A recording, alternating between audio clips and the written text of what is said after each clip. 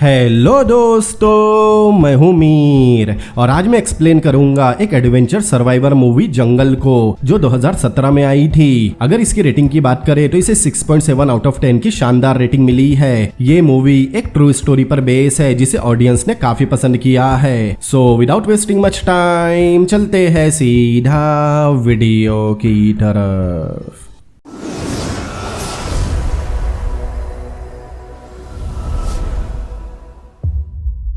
Movie की शुरुआत होती है 1981 में, जहां हम एक योशी गिंजबर्ग नाम के लड़के को देखते हैं। वो एक इजरायली है। योशी पहले इजराइल की आर्मी में था, लेकिन 3 साल बाद उसने आर्मी छोड़ दी। उसे एडवेंचर और ट्रैवल करना पसंद था, इसीलिए वो साउथ अमेरिका बोलिविया जाता है। अभी वो एक बोट में बैठा था जिसमें उसे एक खूबसूरत लड़की दिखाई देती है। अब थोड़ी देर बाद बोट वहां से निकलने लगती है, लेकिन थोड़ा आगे जाते ही किनारे पर एक लड़का बोट रोकने के लिए चिल्ला रहा था। तब योशी भी बोट चलाने वाले से किनारे पर वापस चलने कहता है ताकि वो लड़का भी उस बोट में आ जाए। बोट किनारे पर आती है और वो लड़का भी बोट में आ जाता है। उस लड़के का नाम मार्कस है। वो एक स्कूल टीचर था। मार्कस यहाँ घूमने आया है। बोट वापस लाने के लिए मार्कस योशी का शुक्रिया अदा करता है। फिर बोट वहाँ से निकल जाती है। वो दोनों बोट में काफी बातें करते हैं और अच्छे दोस्त बन जाते हैं। फिर वो लापे सिटी के बाहर एक इजराइल कम्युनिटी के साथ रुकते हैं। वहाँ बाकी ट्रैवलर्स और फोटोग्राफर भी थे। योशी मार्कस को बताता है उसने अपने पेरेंट्स से कहा था वो 1 साल में घर वापस आ जाएगा, लेकिन अब उसका घर जाने का कोई इरादा नहीं। तभी वो लड़की उनके पास से गुजरती है और योशी को गुड मॉर्निंग विश करती है। ये देखकर मार्कस कहता है शायद वो लड़की उसे पसंद करती है। इसके बाद मार्कस और योशी कहीं घूमने निकलते हैं। तब मार्कस को वहाँ उसका एक पुराना दोस्त मिलता है जिसका नाम केविन है। केविन एक अमेरिकन हाइकर और फोटोग्राफर है। वो दोनों एक दूसरे को देखकर बहुत खुश होते हैं। मार्कस केविन को योशी से इंट्रोड्यूस करवाता है। योशी केविन को पहले से जानता था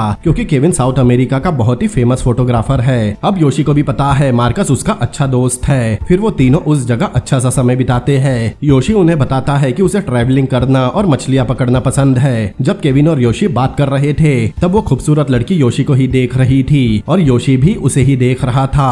अब अगले सीन में योशी उस लड़की के साथ था। वो लड़की उसे एक फल का रस निकाल कर देती है। वो एक नशीला फल था। कुछ देर बाद उन्हें नशा होता है। फिर वो नशे में एक क्वालिटी टाइम स्पेंड करते हैं। अगली सुबह दोनों साथ थे। लड़की पूछती है क्या योशी के डैड को उसका ट्रैवलिंग करना पसंद है। योशी कहता है उसके डैड को लगता है वो अपनी जिंदगी बर्बाद कर रहा है। अब 15 अक्टूबर 1981 का दिन आता है। केविन, मार्कस और योशी लापे सिटी घूमने जाते हैं, लेकिन योशी जब मार्केट में घूम रहा था तब एक आदमी उसका पीछा कर रहा था। योशी भी उसे नोटिस करता है। तब वो आदमी योशी से पूछता है क्या वो अमेरिकन है। योशी नो में जवाब देता है। उस आदमी का नाम काल है। फिर काल उसे जंगल के बारे में बताता है। वहाँ पहले कोई इंडियन ट्राइब रहती थी, लेकिन उन्हें वहाँ से भगा दिया गया। अब वो इंडियन ट्राइब जंगल के बहुत अंदर रहती है, जिन्हें अब तक किसी ने नहीं देखा, और वहाँ की नदी में सोना भी है। काल कहता है वो उसे वहाँ ले जा सकता है। ये सुनकर योशी बहुत एक्साइटेड होता है क्योंकि उसे इसी तरह के एडवेंचर पसंद थे।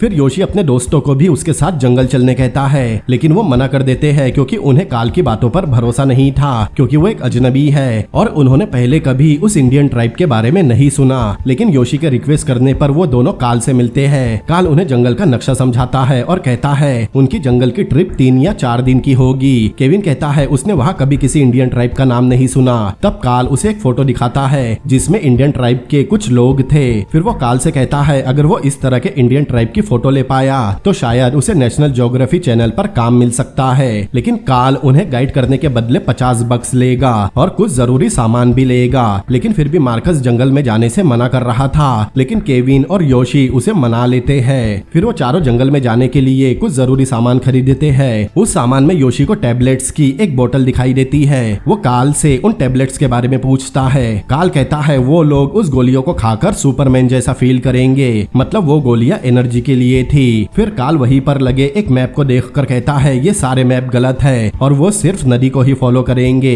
फिर तीनों जंगल में जाने के लिए तैयारी करते हैं। योशी बताता है काल ने जंगल में वॉलेट और घड़ियां ले जाने से मना किया है क्योंकि उसका मानना था जंगल में वक्त बहुत तेजी से कटता है और जंगल में रहने वाला कभी भूखा नहीं मरता। योशी के पास एक छोटी धार्मिक किताब भी थी। वो किताब उसे उसके अंकल ने दी थी और उससे कहा था वो किताब उसकी हमेशा रक्षा करेगी। योशी का मानना था उस किताब ने उसके अंकल को भी बहुत सारी मुसीबतों से बचाया था। जब उसके अंकल ने उसे वो किताब दी, उसके 2 महीने बाद ही उनकी मौत हो गई। अब वो चारों एक प्राइवेट प्लेन में जा रहे थे। फिर वो अपोलो नाम की जगह पर उतरते हैं। वो जगह जंगल के बीच में थी और वो 4 नवंबर 1981 का दिन था। वहाँ से वो जंगल के अंदर जाते हैं। काल उन्हें बताता है वो जंगल का आखिरी फ्रंटायर है, इसीलिए उन्हें जंगली जानवरों से बचकर रहना होगा। अब कुछ देर चलने के बाद रात हो जाती है। तब वो एक जगह पर टेंट लगाकर आग जलाते हैं। वहाँ काल उन्हें इंडियन ट्राइब के बारे में बताता है। उनका ट्राइब कल्चर आदि मानव के जमाने का है, लेकिन वो लोग फिर भी सबसे आगे है। उन्हें वो नहीं चाहिए जो उन जैसे लोगों के पास है, इसीलिए वो ट्राइब वाले आजाद है। तीनों काल की बातों को बहुत ध्यान से सुन रहे थे, जिससे उनकी एक्साइटमेंट और बढ़ जाती है। थोड़ी देर बाद वो टेंट में सो रहे थे, लेकिन कुछ समय बाद जब मार्कस सो रहा था तब कोई चीज आकर उससे टकराती है, जिससे डरकर वो चिल्लाते हुए बाहर आता है। लेकिन वो बस एक कीड़ा था। मार्कस थोड़ा डरपोक किस्म का आदमी था, इसलिए सब उसका मजाक उड़ाते हैं। अब अगले दिन वो जंगल में आगे बढ़ रहे थे। तब काल कहता है उन्हें अपनी रफ्तार बढ़ानी होगी क्योंकि बारिश कभी भी हो सकती है। केविन कहता है लेकिन आसमान में एक भी बादल नहीं। तब रात में अचानक बारिश शुरू हो जाती है। तब केविन पूछता है उसे कैसे पता चला बारिश होने वाली है। तब काल कहता है उसे सब पता है। योशी कहता है काल जानवरों से भी बात कर सकता है। तब काल उनकी तरफ देखकर कहता है वो सिर्फ बंदरों से बात करता है। अब कुछ देर चलने के बाद बारिश रुक जाती है। वो सब काफी भीग चुके थे और ज्यादा चलने की वजह से थक भी गए थे, इसीलिए वो आग जलाकर अपने कपड़े सुखाते हैं। काल खाना बनाता है और कहता है दूसरे दिन उन्हें अच्छा खाना मिलेगा। फिर वो एक जगह की तरफ इशारा करते हुए कहता है वो जगह उनका इंतजार कर रही है और वो जल्द ही वहाँ पहुँच जाएंगे।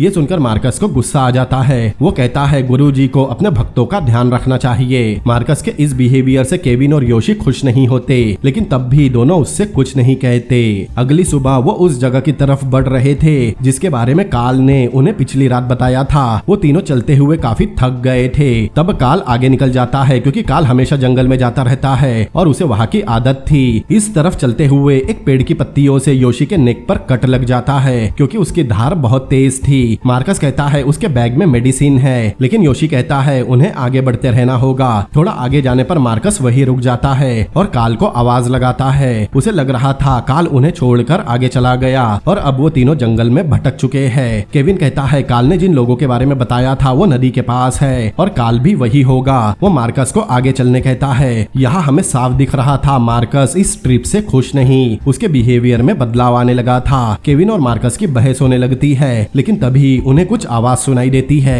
केविन मार्कस को शांत रहने कहता है, लेकिन मार्कस को लगता है केविन उसे चुप करवा रहा है। तब वो और जोर से चिल्लाने लगता है। तब योशी भी उसे शांत रहने कहता है। तब वो आवाज और तेज होने लगती है और झाड़ियां भी हिलती है। तब वो तीनों बहुत डर जाते हैं। मार्कस उन दोनों को वापस चलने कहता है क्योंकि वो किसी जानवर की आवाज थी। लेकिन थोड़ी देर बाद उन्हें दिखाई देता है एक छोटा आदमी अपने साथ एक बड़ा सा सांड लेकर वहाँ से जा रहा है। वो उससे असारियामास नाम के गांव का पता पूछते हैं। वो आदमी उन्हें इशारे से बताता है गांव उस तरफ है, फिर वहाँ से चला जाता है। तब वो तीनों चैन की सांस लेते हैं और उस तरफ बढ़ते हैं। आगे जाने पर उन्हें काल भी मिल जाता है। योशी उससे कहता है अगली बार कहीं भी जाने से पहले वो उन्हें बता कर जाए। तब काल उन्हें ताना मारते हुए कहता है उसे नहीं पता था उसे उन तीनों का हाथ पकड़कर चलना होगा। वो लोग नदी तक पहुंच गए थे। तब उन्हें असारियामास गांव के कुछ लोग मिलते हैं। फिर वो लोग उन्हें अपने गांव में ले जाते हैं। वहाँ के लोग काल को पहले से जानते थे। वो चारों उस गांव में बहुत अच्छा टाइम स्पेंड करते हैं, लेकिन ज्यादा चलने की वजह से मार्कस के पैर में छाले आ गए थे। वो अपने पैरों को साफ कर रहा था।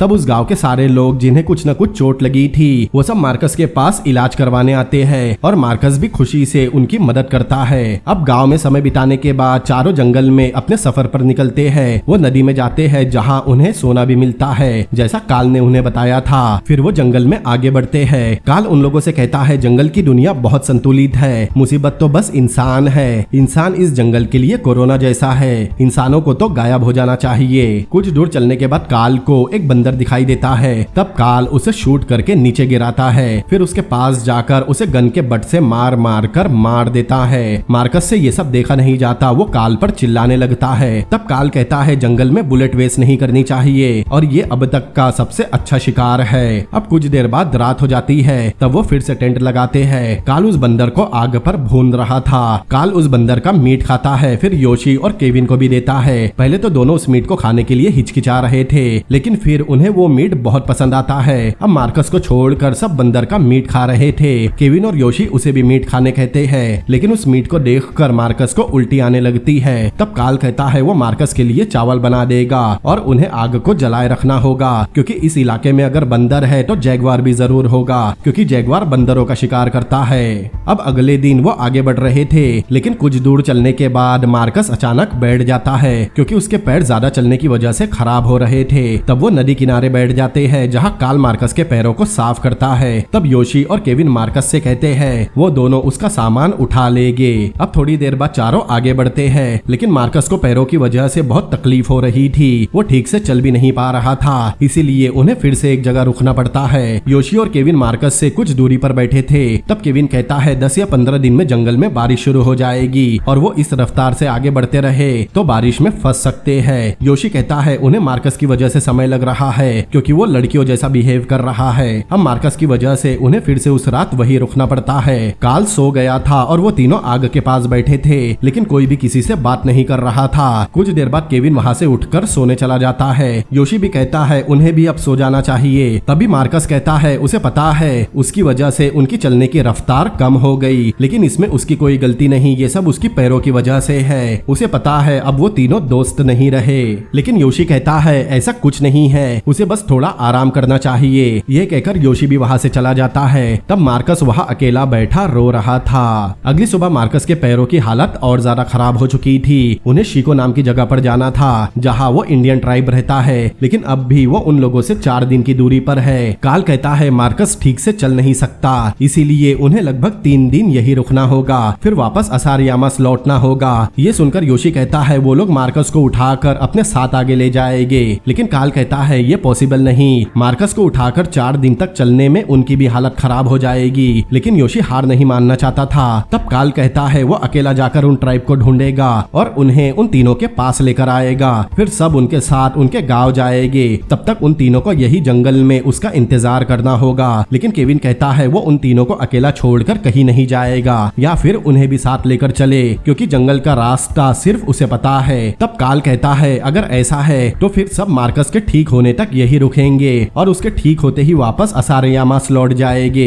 लेकिन योशी नहीं मानता और वापस जाने से मना करता है। मार्कस उन्हें कुछ दूरी पर बैठे देख रहा था। योशी कहता है इतनी दूर आने के बाद वो इंडियन ट्राइब से मिले बिना वापस नहीं जाएगा। तब मार्कस उनके पास आता है। तब योशी उसे बताता है काल उन्हें वापस जाने बोल रहा है, लेकिन मार्कस कुछ नहीं कहता, क्योंकि उसे भी वापस जाना था। तब केविन को मैप को देखकर एक आइडिया आता है कि अगर वो बोट बना ले तो नदी के रास्ते आगे जा सकते हैं। लेकिन ये सुनकर कार के चेहरे पर थोड़ा डर दिखाई देता है। काल कहता है ये मैप पर बहुत आसान लग रहा होगा, लेकिन नदी में रेंटिंग करके जाना बहुत खतरनाक है। लेकिन केविन कहता है उन्हें एक बार कोशिश करनी चाहिए। तब योशी और मार्कस भी मान जाते हैं। तब योशी काल से कहता है 1 के खिलाफ 3, मतलब मेजोरिटी की चलेगी। तब मजबूरन काल को भी मानना पड़ता है। अब वो राफ्ट बनाने के लिए लकड़ियां इकट्ठा करते हैं। लकड़ियों को काटते वक्त योशी को जोर से कुछ काट लेता है। काल बताता है उसे फायर एंट ने काटा है, जिसके काटने पर ऐसा लगता है जैसे किसी ने उस हिस्से पर आग लगा दी हो। बहुत पहले जो इंडियन जीसस को नहीं मानते थे, तब मिशनरीज उन्हें बांधकर उन पर बहुत सारी फायर एंट छोड़ देते थे। फिर वो लकड़ियों से एक राफ्ट बनाते हैं और उसे चलाने के लिए काल लकड़ियों को काट कर पेडल बनाता है। वो राफ्ट का डायरेक्शन चेंज करने के लिए एक बड़ा लकड़ी का पोल भी रखते हैं। काल तीनों से कहता है उन्हें एक टीम की तरह काम करना होगा। ठहरे पानी में वो लोग पेडल का इस्तेमाल करेंगे, और जब नदी का बहाव बढ़ जाएगा तब उन्हें राफ्ट को पोल से कंट्रोल करना होगा। फिर वो तीनों को राफ्ट पर उनकी पोजीशन बताता है और कहता है टीम को वो खुद लीड करेगा। अब वो राफ्ट को नदी में उतारते हैं और सब अपनी अपनी पोजीशन लेते हैं। पानी का बहाव कम था, इसीलिए वो पेडल का यूज कर रहे थे। तीनों फिलहाल बोटिंग को बहुत इंजॉय भी करते हैं, लेकिन थोड़ा आगे जाने के बाद नदी का बहाव बढ़ जाता है और आगे बहुत बड़ी बड़ी चट्टाने भी थी। काल कहता है उन्हें नदी के बीच में से ही चलना होगा, लेकिन नदी का बहाव और ज्यादा बढ़ जाता है। उस समय चारों बहुत डर जाते हैं। काल उन्हें कभी लेफ्ट में जाने कहता है तो कभी राइट में। योशी डायरेक्शन के लिए पोल का इस्तेमाल करता है, लेकिन वो भी उसके हाथ से छूट जाता है। केविन कहता है उन्हें नदी के बहाव के साथ चलना चाहिए, लेकिन काल लेफ्ट राइट चलने बोल रहा था। तब केविन को काल पर गुस्सा आता है और वो दोनों राफ्ट पर ही लड़ना शुरू कर देते हैं। तब उन्हें योशी रोकता है। अब कुछ दूर चलने के बाद वो राफ्ट को किनारे पर लाते हैं। मार्कस केविन से कहता है राफ्ट पर काल लीड कर रहा था, तो फिर वो ऑर्डर क्यों दे रहा था। तब योशी काल से आगे का प्लान पूछता है। काल कहता है आज रात वो यही रुकेंगे और दूसरे दिन राफ्ट से आगे बढ़ेंगे। ये बोलकर वो शिकार करने चला जाता है। तब मार्कस केविन को ब्लेम करता है कि काल उसकी वजह से चला गया। काल को ही पता है वो इस वक्त कहाँ है और आगे क्या करना है। अब शाम हो रही थी। केविन योशी से पूछता है क्या उसने राफ्ट पर काल का बिहेवियर देखा था। वो बहुत ज्यादा डरा हुआ था, उसे समझ नहीं आ रहा था उसे क्या करना है। दरअसल केविन को लग रहा था काल को तैरना नहीं आता, इसीलिए वो नदी के रास्ते जाने से मना कर रहा है। काल अब तक शिकार से वापस नहीं आया था। मार्कस केविन से कहता है काल उसकी वजह से चला गया, इसीलिए उसे ही काल को जाकर ढूंढना होगा। तब योशी कहता है वो उसे जाकर ढूंढेगा। योशी उसे ढूंढने जंगल में जाता है और उसे आवाज देता है, लेकिन उसका कोई जवाब नहीं आता। तभी अचानक काल उसके सामने आता है और उसके बाजू में अपनी गन से फायर करता है, जिससे योशी बहुत डर गया था। वो पूछता है उसने ऐसा क्यों किया। काल कहता है उसके पीछे जैगवार था, इसीलिए उसे शूट करना पड़ा, लेकिन वहाँ कोई जैगवार नहीं होता।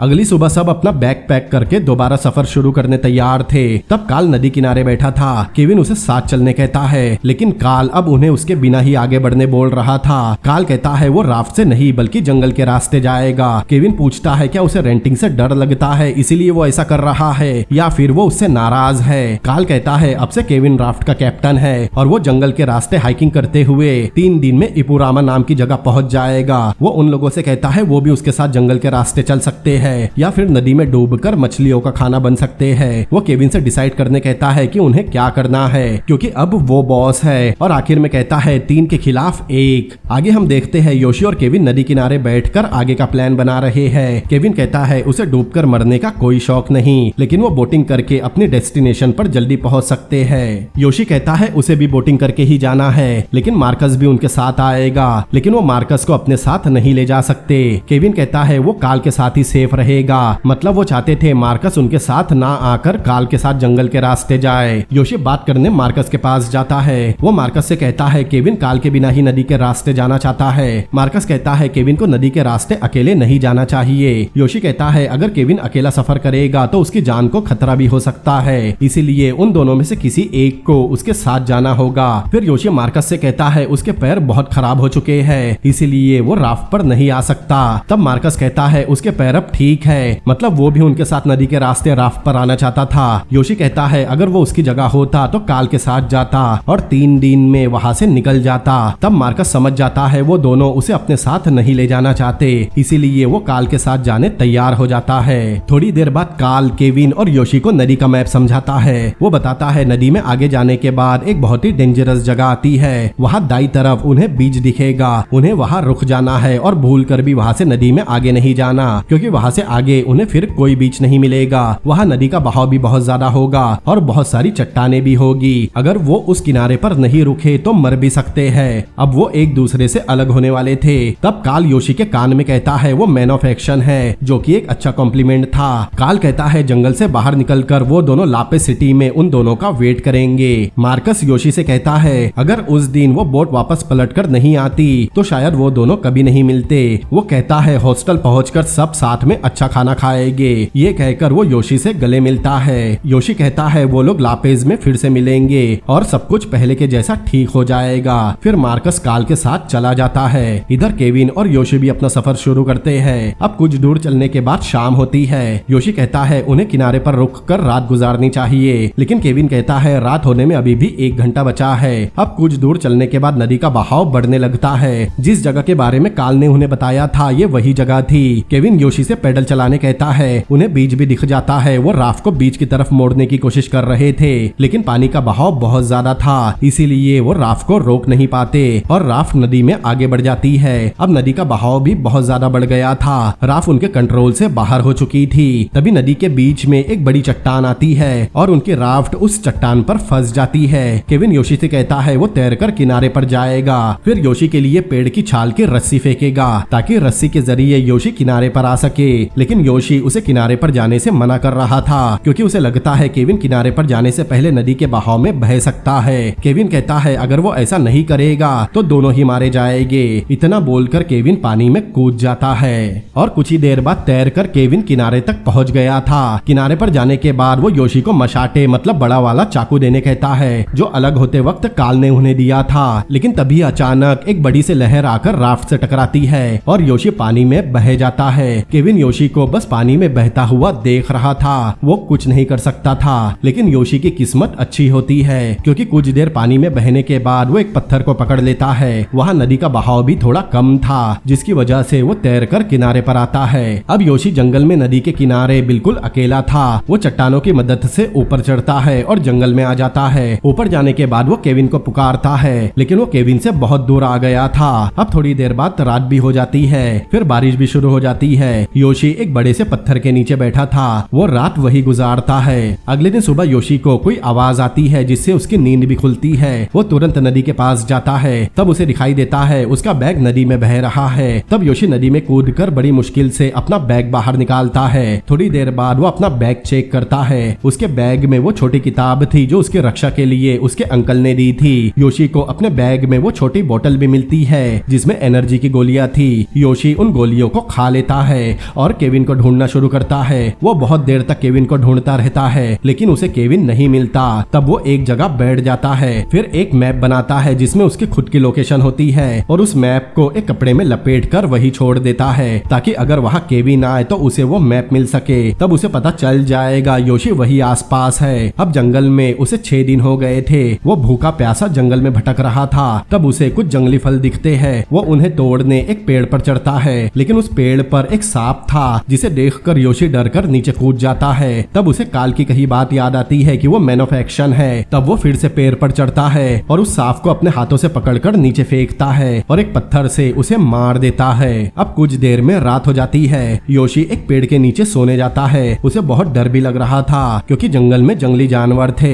योशी की नींद लग जाती है और वो एक सपना देखता है जिसमें वो एक रेस्टोरेंट में बर्गर खा रहा था, लेकिन रेस्टोरेंट में उसे बहुत बड़ा सांड दिखाई देता है। तब उसे किसी जानवर के चिल्लाने की आवाज आती है और उसकी नींद भी खुल जाती है। अगली सुबह योशी मैप देखता है और खुद से ही कहता है कि यूरोपिया गांव के लोग उसे बचाने आएंगे, उसे बस बिना रुके चलते रहना होगा। उसके पास स्टील का एक बड़ा सा कप था जिसमें वो अपने सर को देखता है। दरअसल एक तरफ से उसका सिर फूल रहा था। जब वो फूले हुए हिस्से को हाथ लगाता है तब उसमें हलचल होती है। तब योशी को समझ में आता है उसमें कोई कीड़ा है। अब रात में जब वो सो रहा था तब उसे किसी की आवाज आती है। उसे लगता है वो केविन है, लेकिन वहाँ उसे मार्कस दिखाई देता है। योशी तुरंत मार्कस की तरफ टॉर्च करता है, लेकिन मार्कस गायब हो चुका था। दरअसल ये योशी का वहम था। अब जैसे ही योशी सोने जाता है उसे कुछ हलचल सुनाई देती है। वो टॉर्च ऑन करके चेक करता है, तब उसे एक जैगवार दिखाई देता है। जैगवार उसका शिकार करने वहाँ आया था, लेकिन योशी के पास लाइटर और एक स्प्रे था। वो लाइटर जलाकर जैगवार पर स्प्रे करता है, जिसकी वजह से बहुत ज्यादा आग की लपटें बनती है। तब आग से डर कर जैगवार वहाँ से भाग जाता है। अगली सुबह जब योशी जागता है तब उसके सिर में बहुत दर्द हो रहा था। तब योशी अपनी स्किन काट कर उस कीड़े को बाहर निकालने की कोशिश करता है। पहले तो उससे नहीं होता, लेकिन दूसरी बार में वो उस कीड़े को पकड़कर बाहर निकालता है। वो कीड़ा उसके सिर में रहते हुए बहुत बड़ा हो चुका था। फिर योशी उस जख्म को दबाकर वहाँ का गंदा खून भी बाहर निकालता है। फिर थोड़ी देर बाद वो आगे बढ़ रहा था, तब उसे एक आधा कटा हुआ पेड़ दिखाई देता है। मतलब यहाँ आसपास जरूर दूसरा इंसान होगा। तब योशी काफी खुश होता है। तब थोड़ा आगे बढ़ने पर उसे किसी पक्षी के अंडे नजर आते हैं। उन अंडे को फोड़ने पर योशी को दिखाई देता है उन अंडों में बच्चे भी है, लेकिन योशी बहुत भूखा था, इसलिए वो बड़ी मुश्किल से उन अंडों को बच्चों के साथ कच्चा ही खा लेता है। अब आगे कुछ देर चलने के बाद योशी को वहाँ आदिवासियों के टूटे हुए झोपड़े दिखाई देते हैं, लेकिन वहाँ के आदिवासी जा चुके थे और उनका सामान भी किसी काम का नहीं था। योशी को लगता है शायद यही क्यूरी पाया है। वो वहाँ रुक कर कुछ देर आराम करने का सोचता है। अब योशी वहाँ आग जलाता है और अपने जूते और सॉक्स उतारता है। उसके पैर भी बुरी तरह खराब हो चुके थे। ये देखकर वो रोने लगता है और मार्कस से माफी मांगने लगता है, क्योंकि जब मार्कस के पैर खराब हुए थे तब योशी उसकी तकलीफ समझ नहीं सका। वो खुद से कहता है क्योंकि वो मार्कस से भी ज्यादा डरपोक है। अगले दिन सुबह वो आगे बढ़ रहा था। तब कुछ देर चलने के बाद उसे किसी के जूतों के निशान दिखाई देते हैं। योशी उस निशान को हाथ लगाता है। वो गीले थे, मतलब वहाँ से जो गुजरा होगा वो अभी आसपास ही होगा। योशी को लगता है केविन उसके आसपास है। वो उसे आवाज देने लगता है। तब उसकी नजर उन अंडों के छिलकों पर पड़ती है जो एक दिन पहले उसने खुद खाकर फेंके थे। तब वो उस निशान पर अपना पैर रखता है। तब उसे समझ आता है ये उसी के जूतों के निशान है। मतलब वो घूम फिर कर वही आ गया जहाँ से वो चला था। तब उसे बहुत गुस्सा आता है। फिर उसे अपने पिता की कही बात याद आती है। उसके पिता उसे यूनिवर्सिटी में लॉ की पढ़ाई करने बोल रहे थे, लेकिन उसे ट्रैवल करना पसंद था। उसके पिता कहते कहते हैं अगर उसे पढ़ाई नहीं करनी तो उसे एक भी पैसा नहीं मिलेगा। योशी कहता है उसे उनके पैसे नहीं चाहिए। तब उसके पिता नाराज होकर वहाँ से चले जाते हैं। आगे हम देखते हैं योशी बहुत उदास बैठा है। तब उसे काल की बात याद आती है। अलग होने से पहले उसने कहा था हमेशा नदी के पास ही रहना। अब उसे जंगल में पूरे 14 दिन हो चुके थे। वो नदी की तरफ जाने लगता है। तभी बादल गरजते हैं। वो फिर भी चलना जारी रखता है। तब बहुत तेज बारिश शुरू होती है। अब कुछ दूर चलने के बाद वो नदी किनारे पहुंचकर एक चट्टान के नीचे बैठता है। फिर अपने बैग से उस धार्मिक किताब को निकाल कर अपने पास रख लेता है। फिर वही बारिश में सो जाता है। तब वो सपना देखता है जिसमें वो एक पार्टी में जुआ खेल रहा था। वहाँ उसे एक आदमी कहता है वो उसे जानता है कि योशी कभी हार नहीं मानता। तब वो जुए की बाजी जीत जाता है। वहाँ उसे वो खूबसूरत लड़की भी दिखती है जो उसे शुरुआत में मिली थी। वो उसे एक कमरे में ले जाती है जहाँ उसे बहुत सारा खाना दिखाई देता है। योशी उसे उठाकर खा ही रहा था। तभी वो लड़की उसे अपने पास बुलाती है। वो दोनों यामाकाटा करने वाले थे, लेकिन तभी वो लड़की योशी पर ड्रिंक गिराने लगती है और तभी योशी की नींद भी खुलती है। वो देखता है जहाँ वो सोया था वहाँ बहुत सारा पानी भर गया है। तब योशी वहाँ से भाग जाता है। दरअसल योशी जो सपने देख रहा था वो सब वो चीजें थी जो उसे इस समय चाहिए थी। आप ऐसा बोल सकते हैं वो सब उसकी फैंटेसीज थी। वही दूसरी तरफ एक गांव के कुछ लोग नदी किनारे आते हैं। तब उन्हें वहाँ केविन बेहोश दिखाई देता है। वो उसे उठाते हैं और अपनी बोट में गांव ले जाते हैं। उस गांव का नाम रुरेना बेग था जो क्यूरीपाया से 120 माइल दूर था। मतलब योशी उनसे 120 माइल दूर है। उस गांव के लोग केविन को हैरानी की नजरों से देख रहे थे। कुछ समय बाद उस गांव की एक नन केविन को कैप्टन अरमांडो के बारे में बताती है जो वहाँ का लोकल ऑफिसर था। केविन अरमांडो से मिलकर उसे बताता है उसका दोस्त योशी जंगल में फंसा हुआ है। अगर वो नदी में नहीं डूबा होगा तो अभी तक जिंदा होगा, क्योंकि वो हार मानने वालों में से नहीं। उन्हें जंगल में जाकर उसे ढूंढना चाहिए। वही दूसरी तरफ जंगल में योशी एक चट्टान से बहते पानी को पी रहा था। तब अचानक उसे प्लेन की आवाज सुनाई देती है। वो देखता है ऊपर से एक प्लेन जा रहा है। वो उसे देखकर इशारा करता है और जोर जोर से चिल्लाने लगता है, लेकिन वो प्लेन उसे देखे बिना वहाँ से चला जाता है। उस प्लेन में केविन था जो उसे ढूंढने निकला था। प्लेन ज्यादा हाइट पर उड़ने की वजह से केविन को जंगल में कुछ दिखाई नहीं देता। केविन पायलट से प्लेन थोड़ा नीचे उड़ाने कहता है, लेकिन पायलट मना कर देता है। इधर योशी भी बहुत रोता है क्योंकि ये उसके लिए खुद को बचाने का आखिरी मौका था। अगले दिन केविन अरमांडो को बताता है वो बहुत ज्यादा ऊंचाई पर थे जिसकी वजह से उसे नीचे कुछ दिखाई नहीं दिया। अरमांडो कहता है उसके दोस्त को जंगल में 3 हफ्ते हो चुके हैं और इतने दिन जंगल में कोई जिंदा नहीं बचता। वो केविन को घर जाने कहता है क्योंकि वो लकी है कि इस जंगल में जिंदा बच गया। लेकिन केविन कहता है उसका दिल अब भी यही कहता है कि उसका दोस्त योशी जिंदा है। वो अरमांडो को पायलट से बात करने कहता है ताकि वो फिर से जंगल में योशी को ढूंढ सके, लेकिन अरमांडो कहता है वो उसकी कोई मदद नहीं कर सकता। तब केविन कहता है वो अकेला ही उसे ढूंढने जाएगा। अरमांडो कहता है वो उसे ढूंढने में खुद भी मर सकता है। केविन कहता है तब वो खुशी से मरेगा। ये बोलकर केविन वहाँ से जाने लगता है। तब अरमांडो उसे रोककर बताता है एक आदमी है जो उसकी मदद कर सकता है। वो उसे एक बोट वाले के पास भेजता है। केविन बोट वाले को बताता है उसे कैप्टन अरमांडो ने भेजा है। फिर केविन उसे योशी के बारे में बताता है जो नदी में 17 दिन पहले खो गया था, लेकिन बोट वाला कहता है अब तक वो मर चुका होगा। केविन कहता है योशी जिंदा है और वो उसे ढूंढने में उसकी मदद करे, लेकिन बोट वाला नदी में जाने से मना कर रहा था। केविन उससे चलने के लिए रिक्वेस्ट करता है, लेकिन वो तब भी नहीं मानता। फिर केविन उससे उसकी बोट की कीमत पूछता है। बोट वाला ये बात सुनकर उसकी तरफ देखकर हंसने लगता है। पहले तो उसे लगता है केविन मजाक कर रहा है, लेकिन केविन बिल्कुल सीरियस था।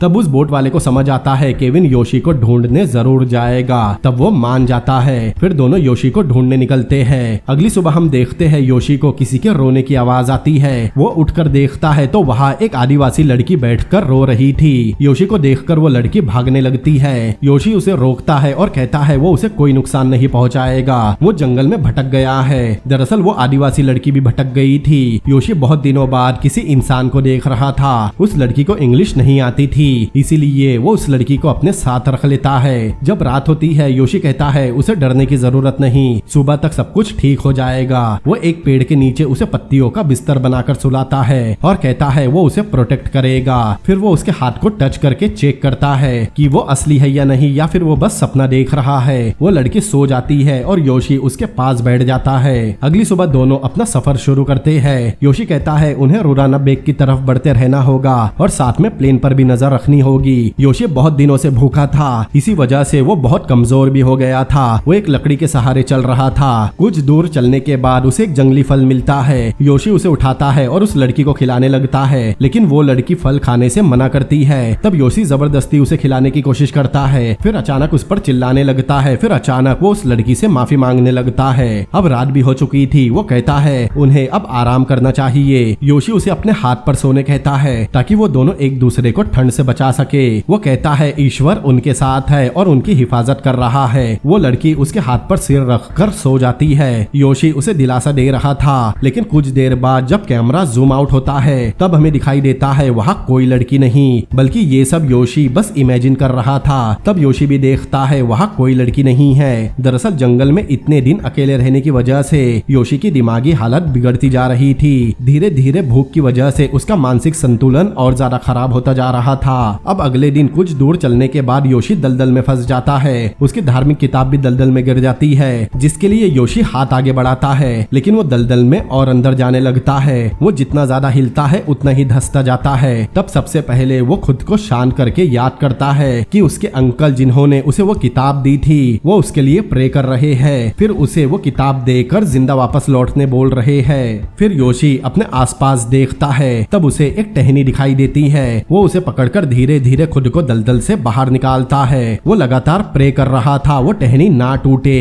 थोड़ी देर बाद वो तो दलदल से निकल गया था, लेकिन उसकी किताब और बैग दलदल में ही रह जाते हैं। योशी में अब इतनी भी ताकत नहीं थी कि वो ठीक से चल सके। उसकी हालत बहुत खराब थी। तब योशी को एक पेड़ दिखाई देता है जिस पर बहुत सारी फायर एंट थी।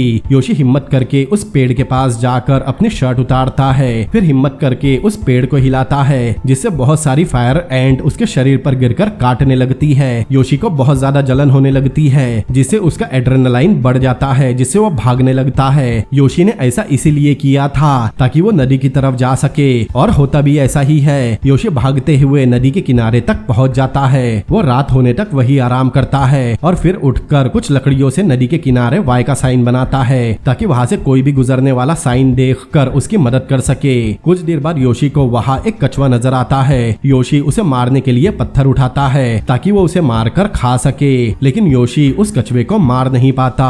वो बहुत भूखा था, लेकिन फिर भी उस कछुए को जाने देता है। अब योशी बचने की उम्मीद छोड़ चुका था। वो आसमान की तरफ देखकर अपने दोनों हाथ ऊपर करता है और वहां एक बड़े से पत्थर के पीछे सो जाता है। योशी को जंगल में अब 19 दिन हो चुके थे। अब अगले दिन केविन उसे ढूंढते हुए उसी किनारे पर पहुंचता है, लेकिन बोट वाला आगे जाने से मना कर रहा था क्योंकि आगे बहुत ज्यादा खतरा था। वो केविन को यहीं से वापस लौटने कहता है। तब केविन बहुत निराश होता है क्योंकि योशी उसका बहुत अच्छा दोस्त था। इधर योशी उसी किनारे पर एक बड़े से पत्थर के पीछे सोया था क्योंकि वो बहुत कमजोर हो चुका था। बोट वाला केविन से कहता है उसने अपने दोस्त को ढूंढने के लिए बहुत अच्छी कोशिश की। फिर दोनों जाने के लिए बोट को पलटाने लगते हैं। तब केविन का पैर उन लकड़ियों पर पड़ता है जो योशी ने साइन बनाने के लिए वहां इकट्ठा की थी, लेकिन तब भी केविन का ध्यान उस साइन पर नहीं जाता। लेकिन तभी योशी की नींद खुलती है और उसे वो आदिवासी लड़की दिखाई देती है जो उसे उठने बोल रही थी। योशी उसे वहां से जाने कहता है। तब वो लड़की गायब हो जाती है। फिर योशी को किसी की आवाज आती है। वो उठकर देखता है, तब केविन वहां से जा रहा होता है। योशी उसे रुकने कहता है, लेकिन कमजोरी की वजह से उसकी आवाज बहुत धीरे निकलती है। योशी रेंगते हुए आगे बढ़ता है और बड़ी मुश्किल से खड़ा होता है, लेकिन योशी केविन को आवाज नहीं दे पा रहा था। वो बस खड़े होकर उसे जाते हुए देख रहा था। लेकिन कुछ दूर जाने के बाद खुशकिस्मती से केविन की नजर उसी किनारे पर पड़ती है जहाँ से वो अभी अभी निकला था।